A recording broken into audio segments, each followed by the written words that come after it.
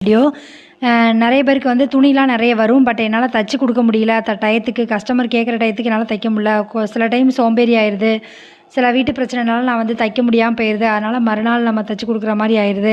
அப்படிங்கிறவங்க இந்த டிப்ஸ் எல்லாம் ஃபாலோ பண்ணுங்க. உங்களுக்கும் நம்ம குறிச்ச டயத்துல வந்து நம்ம தச்சு குடுக்கறதுக்கு கஸ்டமருக்கு யூஸ்ஃபுல்லா இருக்கும். ஏன்னா நம்ம வந்து கரெக்டான டயத்துல குடுக்காம போறோம் அப்படின்னா, நம்ம கஸ்டமர் ஒண்ணு ஒண்ணா இழந்துட்டே போயிருவோம். அப்புறம் நம்மகிட்ட குடுக்குறவங்க வந்து கொஞ்சம் யோசிச்சு தான் குடுப்பாங்க. இவங்க கரெக்ட்டா குடுக்க மாட்டாங்க அப்படின்னு நெனப்பாங்க. ஸோ, அதனால இதெல்லாம் ஃபாலோ பண்ணுங்க. எப்பவுமே நம்ம வந்து தையல் மிஷின்லயே இருக்கணும் அப்படிங்கிற மாரி இருக்கக்கூடாது. ஒரு நாளைக்கு இத்தனை ப்ளவுஸ்ன்னு பிளான் பண்ணிக்கோங்க.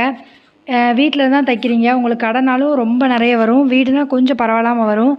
அப்படிங்கும்போது உங்களுக்கு வந்து ஸ்கிப் பண்ணிக்கோங்க. அதாவது இன்னைக்கு இத்தனை ப்ளவுஸ் தான் தைக்கிறோம் அப்படின்னா, ஒரு 3 மணி நேரம் தான் உட்காரணும். அதுக்கு மேல உட்காரக்கூடாது.